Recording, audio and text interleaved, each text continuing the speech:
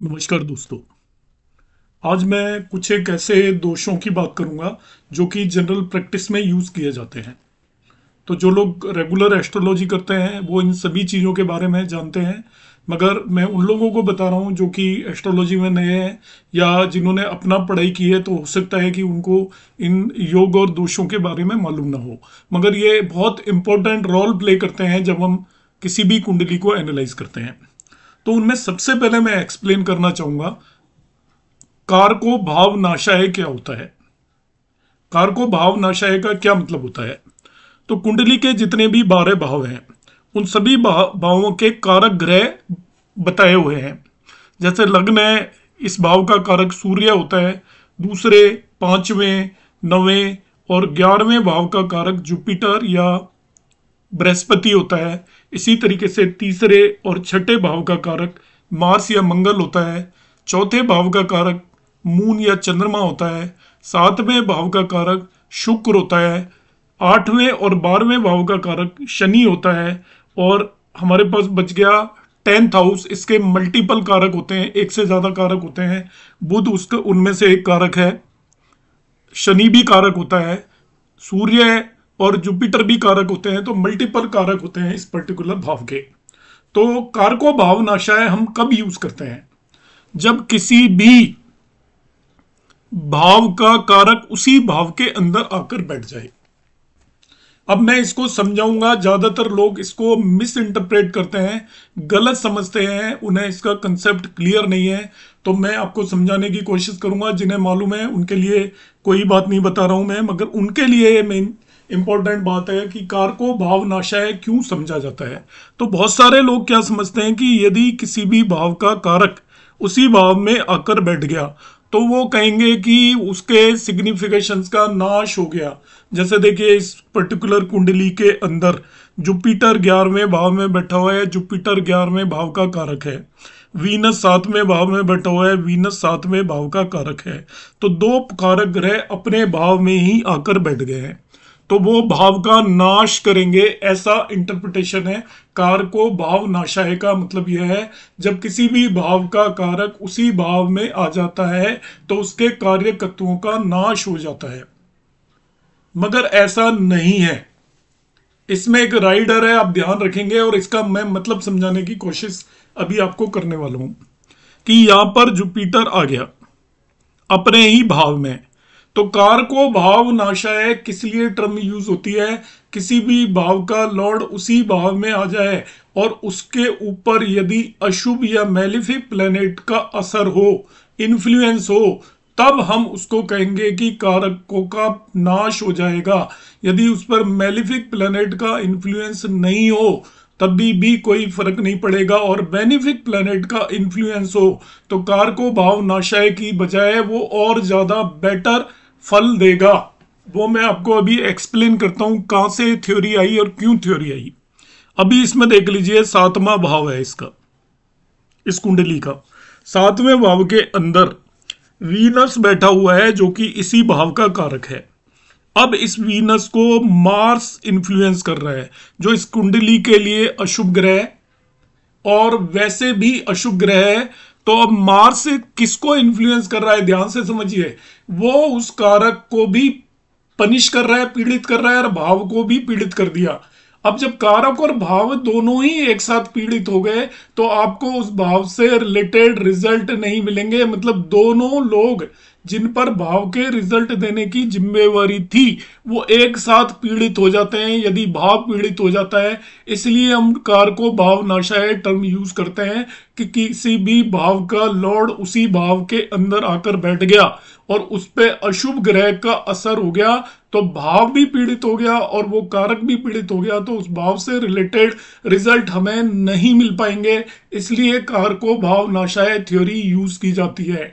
तो कारको भाव नाशाय जब भी यूज करें तो किसी भी भाव का कारक उसी भाव में आ जाए और उसे एक अशुभ ग्रह या वो किसी तरीके से पीड़ित हो जाए भाव, तो भाव भी पीड़ित हो जाएगा और वो कारक भी पीड़ित हो जाएगा। इसलिए उस भाव से रिलेटेड कारकत्वों का नाश हो जाएगा। इसलिए ये थ्योरी है। मगर इसी कुंडली में देखिए जुपिटर भी अपने भाव में बैठा हुआ है। यहां पे भी कारको भावनाशय एप्लीकेबल है, मैं बता रहा हूं। इसमें भी क्योंकि अपने भाव में बैठा है और उसको यहां पर आप देखिए शनि एस्पेक्ट कर रहा है, सैटर्न एस्पेक्ट कर रहा है। तो सैटर्न एस्पेक्ट कर रहा है तो एक तरीके से 11वां भाव भी पीड़ित हो गया क्योंकि शनि की दृष्टि पड़ गई और उसका कारक भी यहां पर पीड़ित हो गया। तो 11वें भाव से रिलेटेड रिजल्ट्स का कारकत्व का नाश हो जाएगा, ये मतलब है। अब मैं एग्जाम्पल के लिए यहां पे जस्ट ऐसे ही आपको एग्जाम्पल के लिए बता रहा हूं कि दूसरे भाव का यहां पर कारक जुपिटर है और इस कुंडली में बाय द वे यहां पर दूसरे भाव भी पीड़ित हो जाता, उसको भी सन और मरकरी एस्पेक्ट कर रहे हैं। 5वें भाव में यदि हम बिठा देते, यस 5वें भाव के अंदर यहां पर यदि जुपिटर बैठ जाता 5th हाउस में जहां मैंने कर्सर भेजा है, अब वो अपने भाव में ही बैठा हुआ है और उसका जिसका वो कारक है उसी भाव में बैठा है, तो फिर इस कुंडली के अंदर कारको भाव नाशय नहीं होता क्योंकि उस पर किसी भी अशुभ ग्रह की दृष्टि नहीं है। तो वो कारक भी स्ट्रोंग है, भाव भी स्ट्रोंग है, कोई भी परेशानी नहीं है, वो अपने भाव को प्रोटेक्ट करके रखेगा, उस भाव पे कोई भी परेशानी नहीं आएंगी। और यदि किसी शुभ ग्रह की दृष्टि है तो वो उल्टा और स्ट्रोंगर हो जाएगा। सपोज यहां पर ये जुपिटर बैठा है, इस पे शनि की दृष्टि नहीं है, इसको हटा दीजिए, अभी 1 मिनट के लिए मैंने इसको कवर कर लिया और शनि की दृष्टि नहीं है इस जुपिटर के ऊपर। ये जुपिटर यहाँ पे 11th हाउस के अंदर बैठा हुआ है, शनि की दृष्टि नहीं है, नहीं हो बाय द वे ये शनि किसी और भाव में हो तब ये कारको भाव नाशय नहीं होगा, बल्कि ये बहुत ज्यादा अच्छे फल देगा क्योंकि ये अपने भाव में बैठा है। इसको एक शुभ ग्रह देख रहा है यहाँ पर, मून, शुभ ग्रह मून देखेगा तो ये कारको भाव में बल्कि वृद्धि कर देगा नाश होने की बजाय। तो उम्मीद है आपको कंसेप्ट समझ में आ गया होगा। फिर से मैं रिपीट कर देता हूं ब्रीफ में, कारको भाव नाशय टर्म एप्लीकेबल होती है यदि किसी भी भाव का कारक उस भाव में बैठा हो और उसे एक अशुभ ग्रह देख रहा हो। इसके पीछे लॉजिक यह है कि वो भाव भी अशुभ ग्रह से पीड़ित हो जाएगा और उसका कारक भी पीड़ित हो जाएगा, इसलिए कारको भाव नाशय यूज होता है, ना कि किसी भी भाव का कारक यदि उस भाव में चला जाए तब ये एप्लीकेबल नहीं होता जब तक कि उसे अशुभ ग्रह ना देखे। तो पहली थ्योरी मैंने यहां पे आपको एक्सप्लेन की है। अब मैं एक दूसरी थ्योरी यहां पर एक्सप्लेन करने वाला हूं जो भी बहुत ज्यादा प्रचलन में है और उसके बारे में भी बहुत ज्यादा मिसकंसेप्शन है। वो मिसकंसेप्शन है केंद्राधिपति दोष। अभी मेरी दशा सीरीज चल रही है तो दशा सीरीज में आएगा केंद्र अधिपति दोष। ये कंसेप्ट क्या है, जब भी कोई शुभ ग्रह, और इसमें डिस्प्यूट है अलग अलग बुक्स में कि जब भी कोई शुभ ग्रह यदि केंद्र हाउसेस का लॉर्ड हो जाए, शुभ ग्रह बेसिकली 2 अनडिस्प्यूटेड शुभ ग्रह, एक शुक्र और दूसरा जुपिटर, और मून एंड मरकरी कंडीशनल शुभ ग्रह होते हैं, अनकंडीशनल शुभ ग्रह नहीं है। यदि कोई भी शुभ ग्रह, बेसिकली आप जुपिटर और वीनस को तो मान ही लीजिए, यदि वो केंद्र हाउसेस के लॉर्ड हो जाए, जैसे ये मैंने कुंडली इंटेंशनली इसीलिए ली है, इसमें आप देखेंगे कि जुपिटर आपका 7th और 10th हाउस का लॉर्ड है और यदि बुध ग्रह है वो लग्न और यहाँ पर 4th हाउस का लॉर्ड है। अब लग्न लॉर्ड एक्चुअली त्रिकोण लॉर्ड भी माना जाता है, तो मैं यहाँ पर ये मान लेता हूं कि इन दिस कुंडली जुपिटर आपका 2 केंद्रों का लॉर्ड है। तो कई सारी बुक्स में लिखा हुआ है कि शुभ ग्रह 2 केंद्रों का लॉर्ड हो, और कई बुक्स में लिखा हुआ है कि वो केवल एक केंद्र का लॉर्ड हो, तभी भी ये दोष लगता है। लगता क्या है, शुभ ग्रह जब केंद्र का स्वामी हो जाए तो उसे दोष लगता है जिसे हम केंद्राधिपति दोष बोलते हैं। तो जो डिस्प्यूट है वो मैं पहले ही बता देता हूं। कुछ बुक्स में लिखा हुआ है कि एक ही शुभ ग्रह यदि 2 केंद्रों का स्वामी हो जाए, जैसे इस केस में जुपिटर है, वैसे तो मरकरी भी 2 केंद्रों का स्वामी है, लग्न का और 4th का, तो लग्न को हम एक्चुअली पूरी तरह केंद्र नहीं मान सकते, वो त्रिकोण भी होता है। और इस कुंडली के अंदर जुपिटर 2 केंद्रों का स्वामी है। तो 2 केंद्रों का स्वामी यदि एक ही ग्रह हो जाए तो उसे केंद्राधिपति दोष सबसे ज्यादा लगता है, और ये सबसे ज्यादा लगता है जुपिटर और वीनस को। मरकरी को भी लगता है मगर कम लगता है चंद्रमा को, और चंद्रमा तो 2 केंद्रों का स्वामी हो ही नहीं सकता क्योंकि उसकी 2 लॉर्डशिप ही नहीं है, केवल एक ही लॉर्डशिप है। तो अब क्या है केंद्राधिपति दोष, जरा ध्यान से समझें। एक्चुअली शुभ ग्रह जब केंद्रों के स्वामी होते हैं, मैं इसका कंसेप्ट समझा रहा हूं आपको। शुभ ग्रह जब केंद्र के स्वामी होते हैं तो केंद्र का स्वामी न्यूट्रल हो जाता है, चाहे वो शुभ ग्रह हो या अशुभ ग्रह हो। मतलब वो शुभ नहीं रहेंगे उस कुंडली के लिए, जिस कुंडली में वो केंद्र के स्वामी है तो वो न्यूट्रल या सम हो जाएंगे। तो वो शुभ फल देने में कैपेबल नहीं होंगे। तो इसे दोष क्यों कहा जाता है? वो केंद्र का स्वामी हो गया यदि शुभ ग्रह। तो देखिए वीनस, जुपिटर, ये दो बेनिफिक प्लेनेट हैं और सबसे शुभ ग्रह माने जाते हैं, और ये ही न्यूट्रल हो गए, सम हो गए, तो ये अपने रिजल्ट देने में कैपेबल नहीं होंगे। अब आपकी कुंडली के जो शुभ ग्रह हैं जिन्होंने सारे अच्छे अच्छे रिजल्ट आपको देने, और उन्हीं को रिजल्ट देने में अब आपकी डिफिकल्टी आने लगी केंद्र के लॉर्ड होने की वजह से। तो आपकी कुंडली को राइज कौन करेगा? आपकी जिंदगी में काम कौन बनाएगा अच्छे अच्छे? तो जो आपके घर में कमाने वाला था, ये मान के चलिए आप, वही उसने कमाना बंद कर दिया और उल्टा वो खर्चे भी आप ही से लेने लग जाए, तो कैसी स्थिति होगी? बिल्कुल वैसी स्थिति है जब कोई शुभ ग्रह केंद्र हाउसेस का, दो केंद्र हाउसेस का लॉर्ड हो गया, तो वो उस कुंडली के लिए न्यूट्रल हो गया, और न्यूट्रल हो गया तो वो शुभ ग्रह देने में कैपेबल नहीं होगा। इसलिए इस दोष को केंद्राधिपति दोष बोलते हैं। तो बहुत सारी बुक्स में लिखा हुआ है कि एक शुभ ग्रह जब दो केंद्रों का स्वामी हो एक साथ, तो उसे केंद्राधिपति दोष लगता है।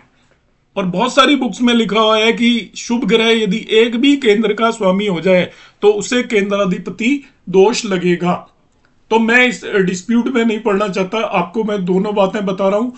आप इसे ये मानकर चलें यदि वो दो केंद्रों का स्वामी है तो उसे केंद्राधिपति दोष लगेगा ही लगेगा। तो केंद्राधिपति दोष लगने से वो आपकी कुंडली काफी कमजोर हो जाती है, क्योंकि शुभ ग्रह आपके गिने चुने दो तीन शुभ ग्रह हैं और वो ही दोषी, मतलब पूरा रिजल्ट देने में कैपेबल नहीं है। इसी को हम केंद्राधिपति दोष बोलते हैं। और कुछ इस दोष में ऐसा नहीं है कि वो आपका कुछ बुरा करेगा, कुंडली के लिए बुरा करेगा। सिंपली ये समझें कि जो आपके बेस्ट शुभ ग्रह है वो रिजल्ट देने में उतनी कैपेबिलिटी नहीं है, न्यूट्रल हो गए, इसलिए इसे दोष माना जाता है। और ये दोष सबसे ज्यादा लगता है जुपिटर को और वीनस को, क्योंकि यही सबसे ज्यादा शुभ ग्रह है। सबसे ज्यादा शुभ रिजल्ट देने की जिम्मेवारी जुपिटर और वीनस के पास है, और उन्हीं को ये दोष लग गया तो वो शुभ फल दे नहीं पाएंगे और आपकी कुंडली को कमजोर कर देते हैं इस तरीके से। अब मैं इसमें एक दूसरी चीज ऐड करता हूं। यदि वो मारक हो जाए, जैसे इस कुंडली में देखिए जुपिटर मारक है, इसको हम मारकत्व दोष बोलते हैं। मारकत्व दोष, मारकत्व दोष भी बेनिफिक प्लेनेट को लगता है। आप समझो जरा इसे, मारकत्व दोष क्या है। केंद्राधिपति दोष मैंने एक्सप्लेन कर दिया, इसके बाद मैंने आपको कारको भाव नाशय थ्योरी एक्सप्लेन कर दी। अब मारकत्व दोष क्या है? केंद्राधिपति दोष का मैंने आपको रीजन भी एक्सप्लेन किया कि केंद्राधिपति दोष एक्चुअली है क्या। ये अपने आप में कोई दोष नहीं है, ये एक तरीके का ये है कि आपके शुभ ग्रह की कैपेबिलिटीज रिड्यूस होगी, वो फल देने की स्थिति में नहीं है, इसलिए हमारी कुंडली को वो जिसने फल देने हैं वो फल नहीं दे पाना है, न्यूट्रल होकर बैठ गया है वो एक तरफ। आपकी टीम की तरफ से खेलना था जिसने आपके बेस्ट प्लेयर ने, और वो बाहर न्यूट्रल होकर बैठ गया, वो आपकी टीम की तरफ से नहीं खेल रहा है, तो आपकी टीम की जो स्थिति होगी वैसी ही हमारी कुंडली की स्थिति होती है। इस तरीके से हम समझ सकते हैं। अब हम बात कर लेते हैं मारकत्व दोष की।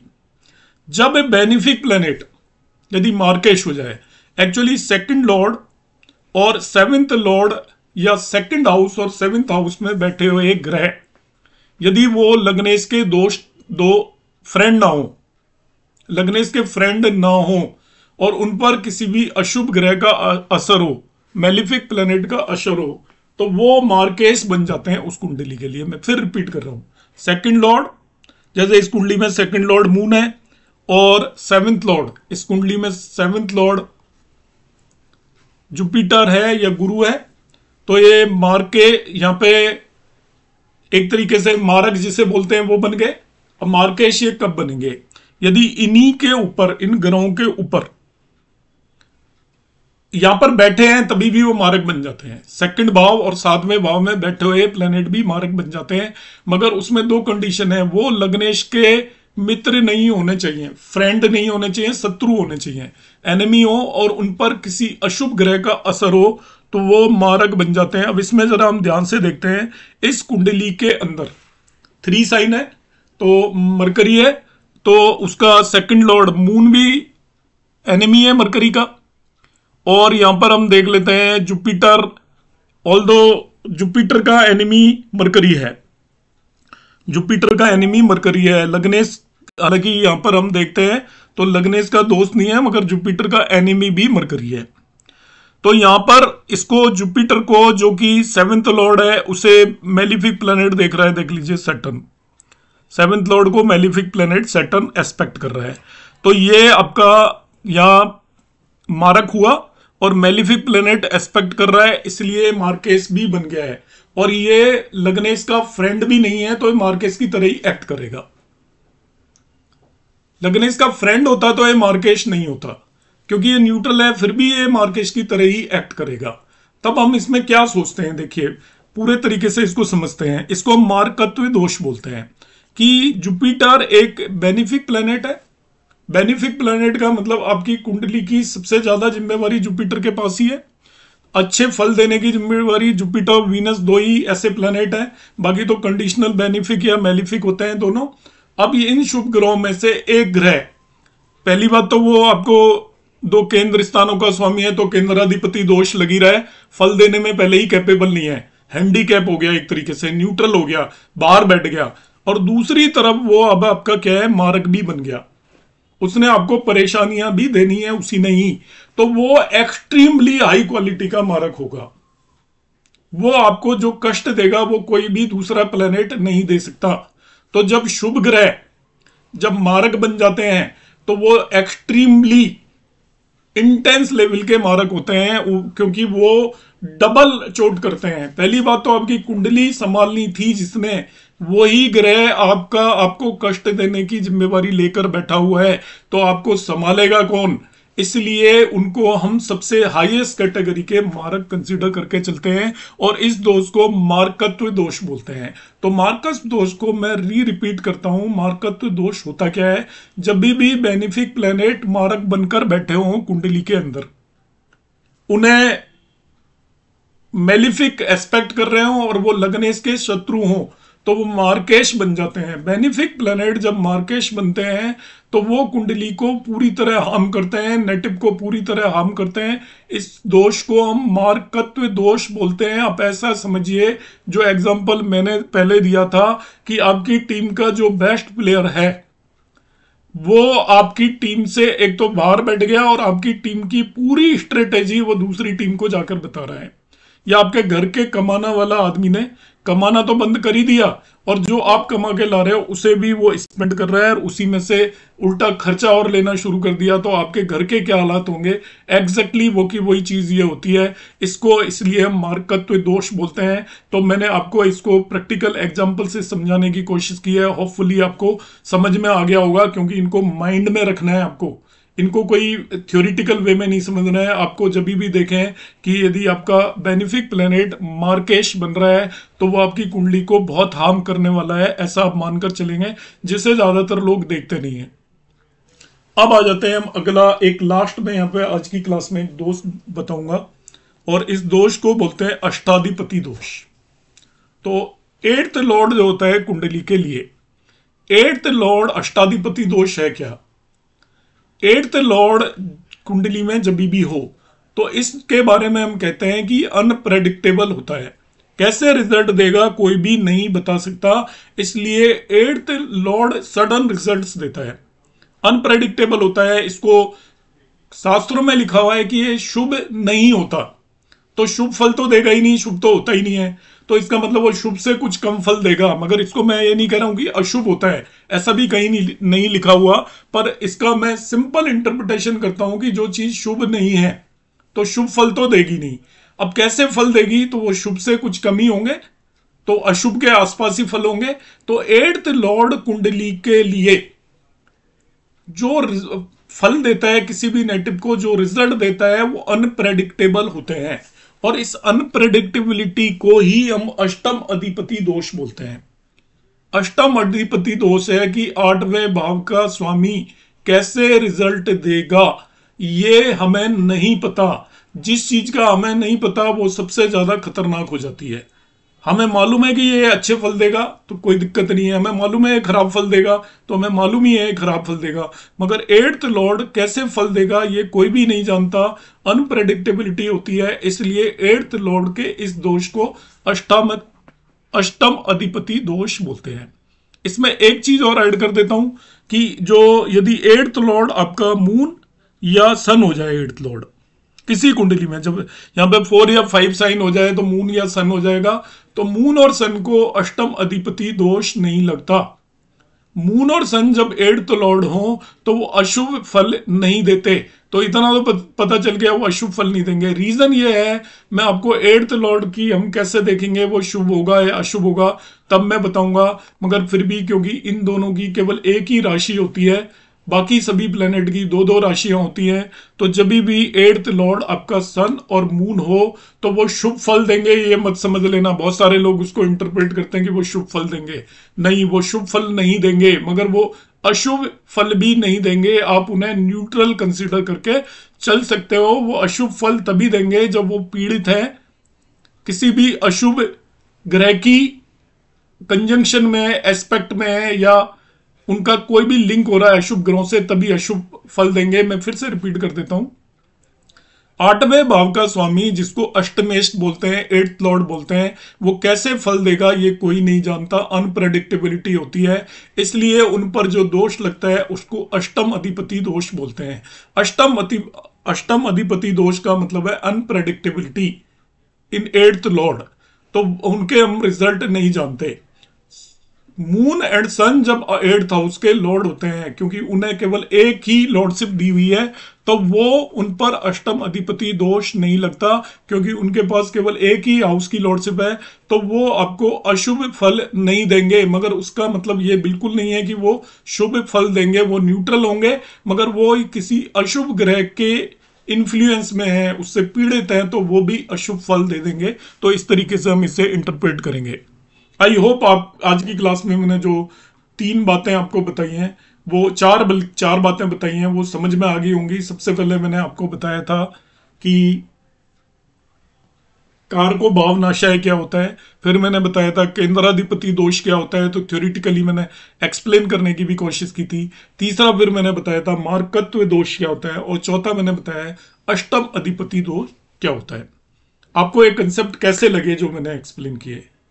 यदि आपको अच्छे लगे हों, पसंद आए हों, तो आप वीडियो को लाइक और शेयर कर सकते हैं। अभी तक चैनल सब्सक्राइब नहीं किया है तो आप चैनल को सब्सक्राइब कर लें। यहां पर एक ही जगह पर मैं over the period of time आपको एस्ट्रोलॉजी की एक एक चीज बता दूंगा। आप 6 महीने तक मेरे साथ जुड़े रहेंगे तो एस्ट्रोलॉजी की सभी बारीकियां आपको इस चैनल पर एक जगह सीक्वेंस वाइज मिलेंगी। तो आप इसे चैनल को सब्सक्राइब करें और आप कमेंट बॉक्स में कमेंट डालते रहें, मेरे मोबाइल नंबर पर मैसेज भेजते रहें। आपको यदि एस्ट्रोलॉजी से रिलेटेड कुछ भी समझ में नहीं आ रहा है तो उसको एक्सप्लेन करने की जिम्मेवारी मेरी है, मगर आप मैसेज भेजें व्हाट्सएप नंबर पर। यूट्यूब चैनल पर जो आप मैसेज भेजते हो उसमें एक्सप्लेन करने की पॉसिबिलिटी नहीं होती, वो ऑलवेज देख भी नहीं पाता हूं मैं, इसलिए आप व्हाट्सएप नंबर पर मैसेज भेजें। नमस्कार।